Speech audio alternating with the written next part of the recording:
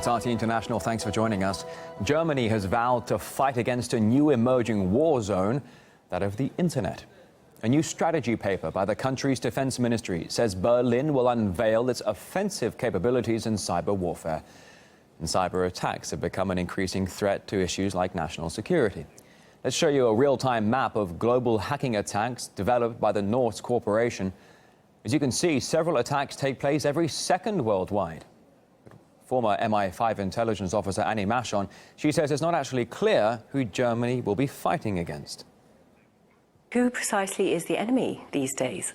We know from the Snowden disclosures that Germany itself has been attacked aggressively by the NSA and GCHQ. We know from the Snowden disclosures that Germany itself has been aggressively targeting and attacking and intercepting the communications of its so-called European allies. So whom precisely are they targeting now? And why is the army getting involved as well as the BND? In recent years, the objective and scale of cyber attacks have been of increasing concern. Hackers' targets, well, they range from power grids and drones to airports and even hospitals. Annie Machon says cyber warfare has the potential to really damage entire nations.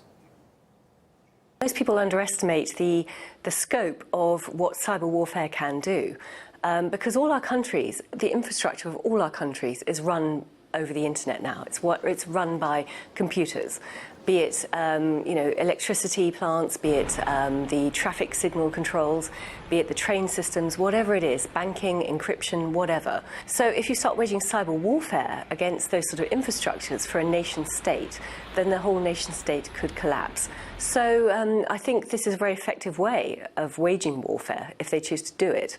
The follow-up would then be the more conventional ways. Thanks for sharing your Friday with us here on RT. The World Cup in Russia may still be 3 years from kickoff, but officials and players are set to meet tomorrow for the qualifying draw. RT's Andrew Farmer reports from St. Petersburg. Well, there still might be 3 years to go, but here in St. Petersburg, the first official event of the Russia 2018 World Cup is about to get underway. The impressive Konstantinovsky Palace hosts the preliminary draw. It's here teams from around the world will learn who they'll face in the race to reach the finals. Russian performers squeeze in last-minute rehearsals, and big names in football, showbiz and politics will join them on stage. And Russia and FIFA presidents Putin and Blatter will deliver the opening speeches. So a glitzy draw then to look forward to, but there's also a big pot of World Cup related stories the media like to get their teeth into, and they've already drawn out a familiar headline to splash across their front pages. 2018 FIFA World Cup, ladies and gentlemen, will be organised in Russia. Allegations go hand in hand with the World Cup of late. Russia's case is no exception, with its bid to host the tournament part of a probe by Swiss prosecutors. Although Russian authorities insist the bid was clean and the tournament will go ahead. Long before this latest FIFA scandal took hold, there were corruption allegations surrounding the 2010 World Cup in South Africa too. Racism is another hot topic and affected last year's tournament in Brazil. This time, it's Russia's turn. One black player says he's often verbally abused in the domestic Russian Premier League, and all eyes are again on the country's authorities to clean up behaviour on the terraces. The first step is done in terms of acknowledging. I see a certain progress in that respect. There has been as well the appointment of a specialist at the Russian Football Union to tackle discrimination in Russian football.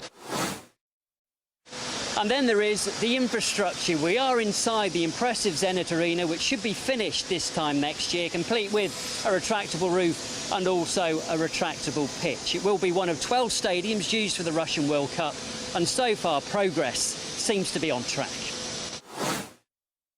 And finally, there's accommodation. Well, Russia has axed plans to build 25 new hotels, but don't worry, because if you can't afford to stay in luxury like this, we are told there'll be plenty of rooms in places like dormitories at universities and also campsites. Don't fret about camping either, because the weather in Russia during the summer is generally between 20 and 25 degrees centigrade, although I would recommend bringing a brolly, because there's always a good chance you'll get caught in a shower.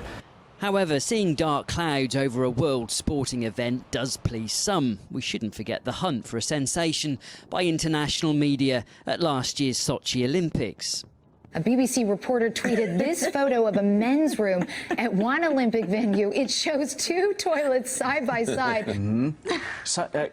Well, it's a hoax. We think this is a hoax. To be fair, much of the criticism was forgotten when the event finally got underway, although for the Russia 2018 World Cup, that still means a 3-year wait.